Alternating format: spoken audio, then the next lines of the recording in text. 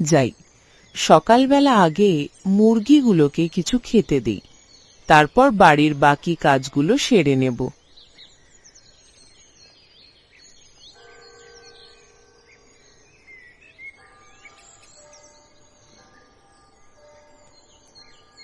মিঠি, কই মা? ওঠ ঘুম থেকে, সকাল তো হয়ে এলো। আর কত ঘুমাবি? বাড়ির কত কাজ পড়ে আছে। একলা একলা কি আমার পক্ষে বাড়ির সকল কাজ করা সম্ভব?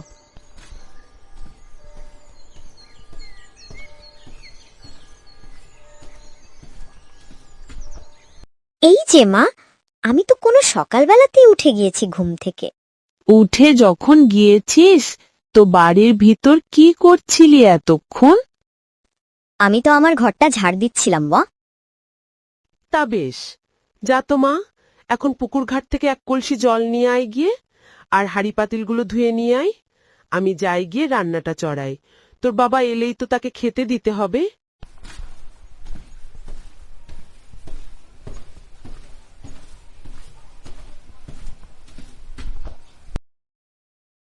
এবার দেখছি ছোটর জমিতে ফসল অনেক ভালো হয়েছে। না না, এই ফসলগুলোকে যেইভাবেই হোক নষ্ট করে ফেলতে হবে, তা না হলে জমিটা তো হাতছাড়া হয়ে যাবে। কিন্তু কি করা যায়? যাই, বাড়ি গিয়ে ভেবে চিন্তে কোনো একটা উপায় বের করি গে।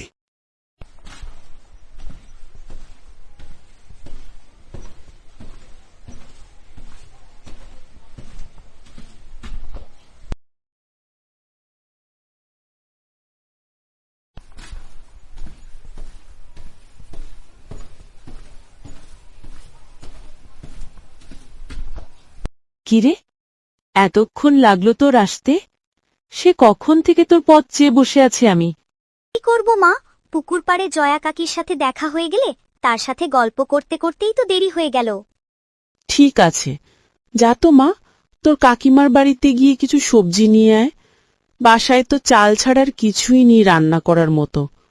তোর বাবার তো বাজার করে ফিরতে ফিরতে ফের সন্ধে হয়ে যাবে। আচ্ছা মা, আমি এখনই যাচ্ছি কাকিমার বাড়ি। তুই গিয়ে সবজি নিয়ে আয়, আমি গিয়ে চুলায় ভাতটা বসাই।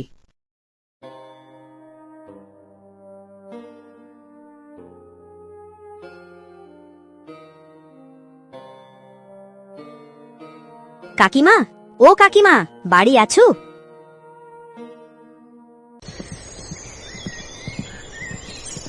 কে, মিঠি নাকি?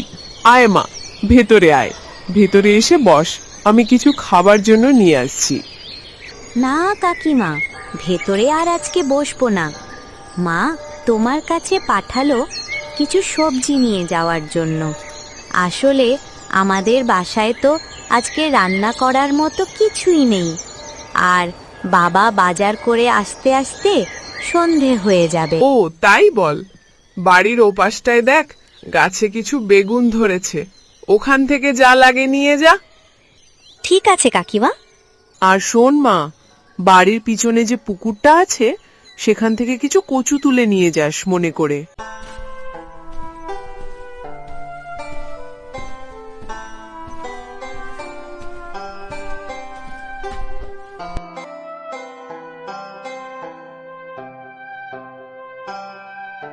গিন্নি, ও গিন্নি। কিরে মিঠি, তুই এই সাত সকালবেলা এখানে কি করছিস? মা পাঠালো তোমাদের বাড়ি থেকে কিছু বেগুন নিয়ে যাওয়ার জন্য। কেন রে, বিমল কি বাজার কিছু করে না যে তোকে এখানে পাঠালো বেগুন নিতে? আহ, কি শুরু করলে! বাদ দাও এসব কথা। মিঠি, তুই যা তো মা, বেগুনগুলো নিয়ে তাড়াতাড়ি বাসায় যা। কি শুরু করলে গো তুমি? অতটুকুন ছোট বাচ্চাটার সাথে কেউ এভাবে কথা বলে?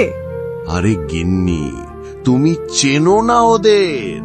তোমাকে সহজ সরল পেয়ে আমার কষ্ট করে আয় করা টাকা পয়সা সব নিয়ে যাচ্ছে।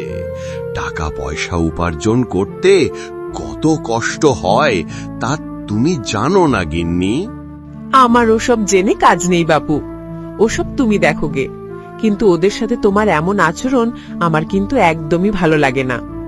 মানলাম বিমলের আয় উপার্জন একটু কম, তাই তাদের আর্থিক অবস্থা একটু খারাপ, তাই বলে তুমি তাদের সাথে এমন করবে?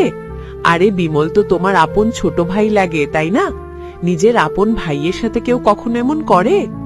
বাদ দাও গিন্নি এসব কথা, যাও গিয়ে খাবার নিয়ে এসো, অনেক ক্ষুধা লেগেছে। ঠিক আছে, তুমি হাত মুখ ধুয়ে বসো, আমি নিয়ে আসছি তোমার খাবার। আজকে রাতের ভিতরেই বিমলের জমির কোনো একটা ব্যবস্থা করতে হবে, কিন্তু গিন্নিকে এ ব্যাপারে কিছুই জানান যাবে না।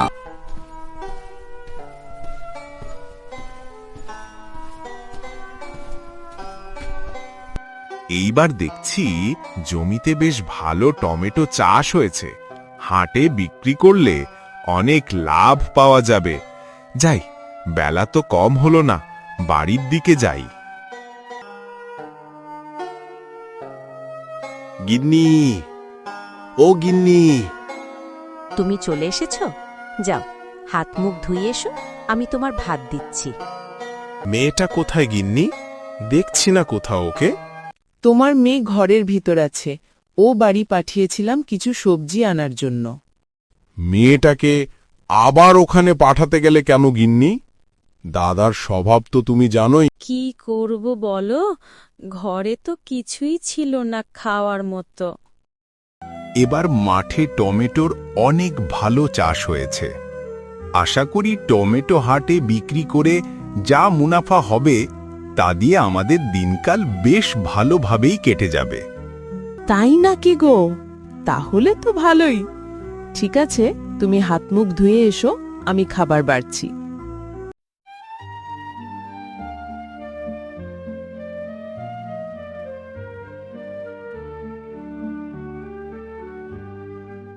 এই রাতের বেলা আশেপাশে কাউকে দেখছি না। যাই, এই সুযোগে ক্ষেতের টমেটোগুলোতে বিষ মিশিয়ে দিয়ে আসি। হায় হায়, এ কি সর্বনাশ হলো আমার! কে আমার এত বড় ক্ষতি করলো? এখন কি হবে আমার? আমার কাছে জমানো যা টাকা ছিল সব তো আমি চাষের কাজে লাগিয়ে দিয়েছি। এখন আমরা খাবো কি?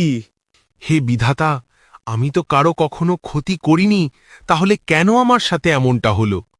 যাই, বাড়ি ফিরে গিন্নিকে খবরটা দেই। গিন্নি, কোথায় গেলে? বেরিয়ে এসো।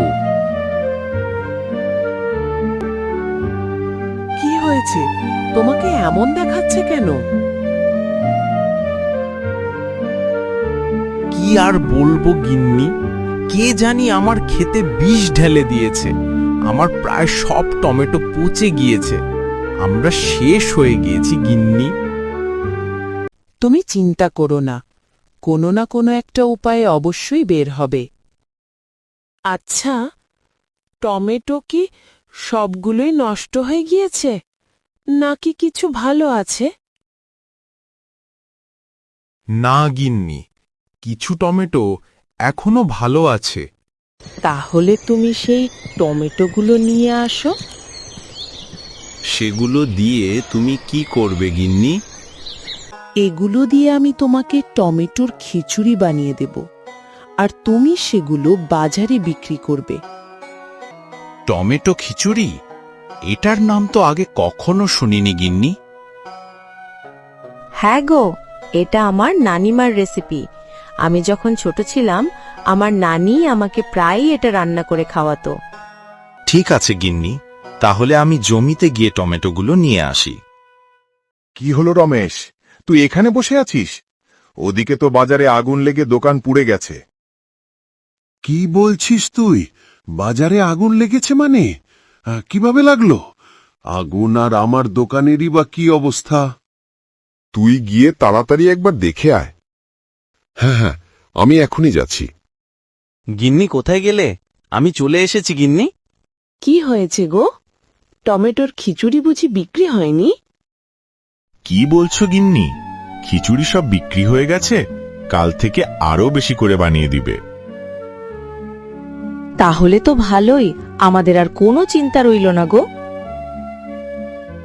হায় হায়, আমার দোকান দুপুরে ছাই হয়ে গেল যে, এখন আমার কি হবে? তোমাকে বারে বারে বলেছিলাম আমি যে অন্যের ক্ষতি করতে যেও না।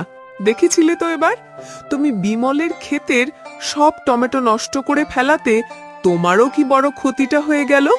বিধাতা তোমারও সর্বনাশ করে ছাড়লেন। আমার ভুল হয়ে গেছে গিন্নি, আমি বিমলের কাছে যাব ক্ষমা চাইতে।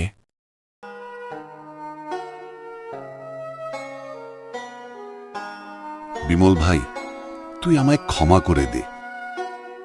কেন দাদা, কি হয়েছে? তোমায় এমন দেখাচ্ছে কেন? কি বলবো, সবই আমার কর্মফল। কাল রাতে আমি তোর ক্ষেতে বিষ দিয়েছিলাম তোর টমেটোর চাষ নষ্ট করার জন্য, আর আজকে সকালে দেখ আমার দোকানটাই পুড়ে ছাই হয়ে গেল। কিন্তু তুমি আমার সাথে এমনটা করলে কেন দাদা? আমি তো তোমার কোনো ক্ষতি করিনি। ছোটবেলা থেকেই বাবা মা সবসময় তোকে বেশি ভালোবাসতো, তাই আমি বরাবরই তোকে হিংসা করতাম। কিন্তু এখন আমি আমার ভুল বুঝতে পেরেছি, আমায় ক্ষমা করে দে। এটা তোমার ভুল দাদা। বাবা মা সবসময় আমাদের দুজনকেই বেশি ভালোবাসতো। আমি ছোট ছিলাম বিধায় তোমার কাছে মনে হতো তারা আমাকে বেশি আদর করে। তুমি চিন্তা করো না দাদা, আজকে থেকে আমরা দুভাই মিলেমিশে থাকবো।